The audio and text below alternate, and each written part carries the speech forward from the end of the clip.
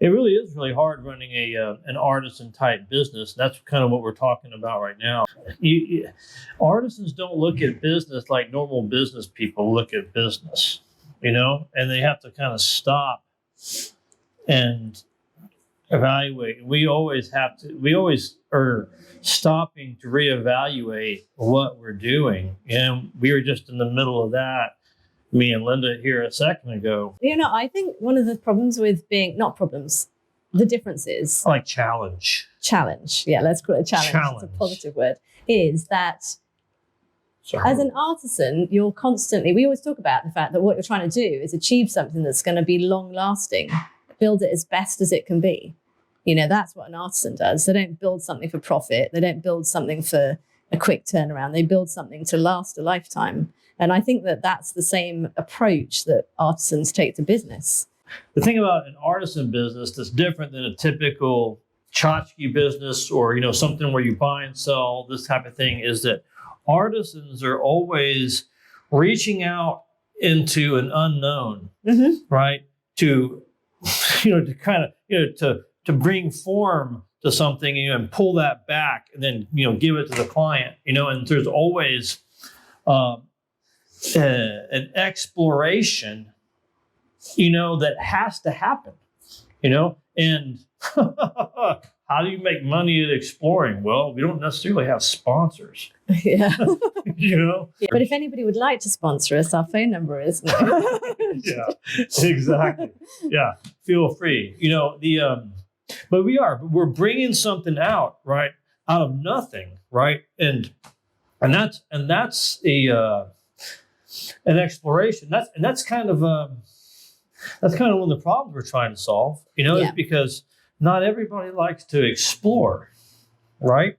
And there's not a need for everybody to explore. If everybody was an explorer, it would be chaos. It'd be chaos. But if you don't have anybody exploring, then see, the way we were describing it is, we've got this. I think last time we were talking about gatekeepers, and like I have to get out of the way so that people can then, move forward. But the thing about about gatekeepers is that, and this is what I discovered today. I was writing things down. It implies that there's a gate.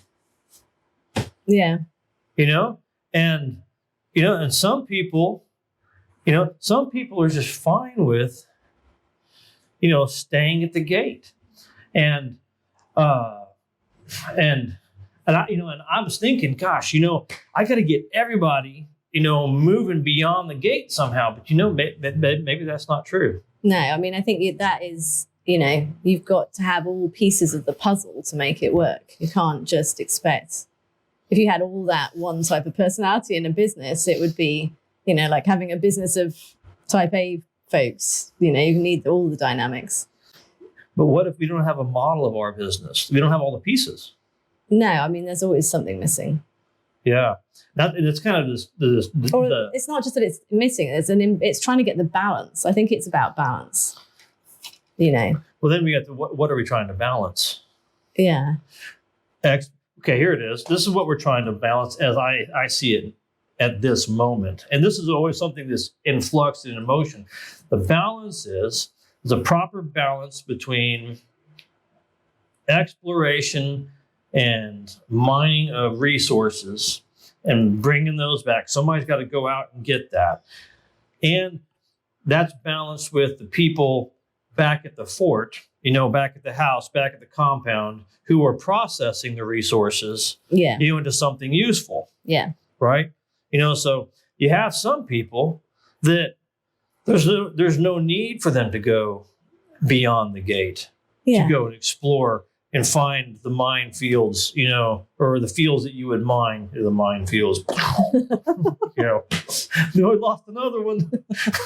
That doesn't work. Lost another one.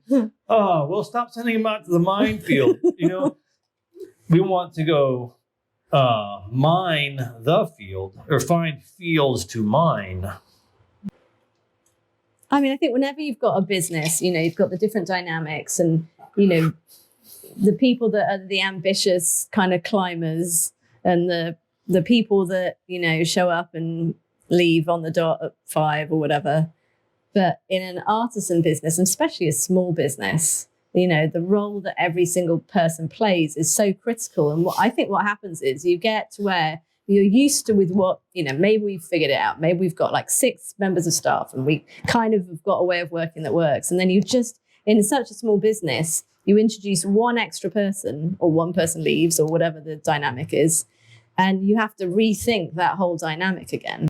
How do you figure out which of the behaviors, this is a very clinical way of looking at it. So, the behaviors that you want in your business and then obviously, the tools to best encourage those behaviors, or, do you just, because one of the things with being an artisan business is we've got, you get somebody who is an amazing, whatever it is they do, painter or whatever.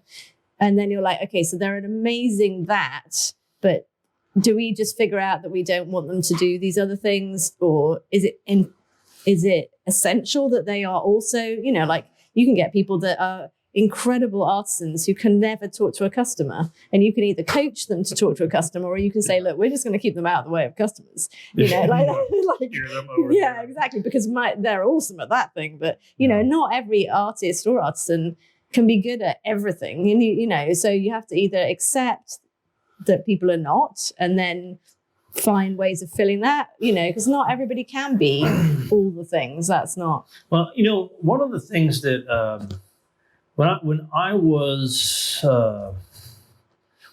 in school, I was in college. I used to go to this church, and there was a preacher there who, he's the guy that gave the sermons and stuff like that. In this church, they had this leadership. They have these elders, and they have a preacher and then a congregation. The elders make the decisions, and stuff like that. And what an elder does, think about what an elder is. Okay, an elder is somebody that you would probably look up to for advice or for an example, or some kind of a leadership role or something like that. Yeah. Right? In a natural way, an organic way. Mm-hmm. Okay, there are people who are natural elders, regardless of independent of a religious connotation. Or age. Or age. Wise. It's just about There are ways where that happens organically, and then there was so at this church there was this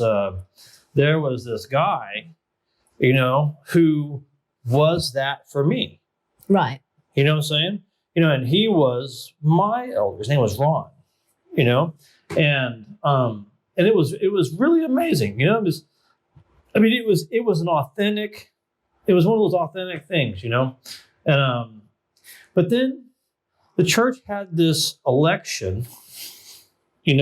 Where they were going to go look throughout the congregation. It wasn't a big congregation, but they were going to elect an elder. Oh, right. Yeah. They were going to elect one. And so then you get this. So they find this guy. And I'm like, this guy's not an elder.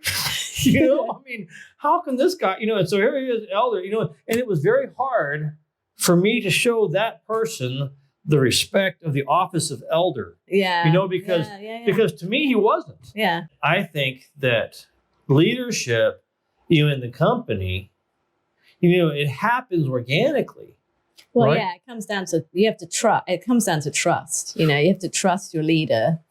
Well, the question is like right now, do we have somebody who is naturally rising to a position of leadership, independent of whether anybody says do this or they naturally lend themselves to that? Yeah. The question is, and if they do, should we recognize them, that person for that? Yeah.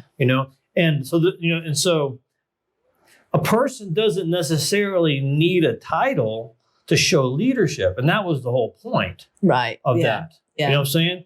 Just because you give a person a title, doesn't mean that they're going to fill the role that you hope that they fill. And I think that's a mistake I've made in the past. As you give somebody a title, right, hoping they're going to fill the space, but they don't. And then, I'm disappointed, and then I put weird pressures on them, and and things like that. And trying to recognize people's strengths and natural proclivities, to help them accentuate them so that so that they can grow, but then they can also help us grow as a community. Wow, what do you guys think? Do you have a different way of running an artisan business? I don't know. Maybe we're doing it all wrong. I don't know.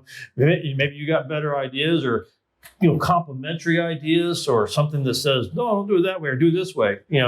Let us know, because we're just people who have found a really good thing, and we are doing what we can to share it, do our best. Subscribe. Yeah, like and subscribe. Yeah, and let us know if there's anything else you'd like to hear about. Yeah, we'll let it fly, man. Warts and all. Over now. Love you guys. Bye.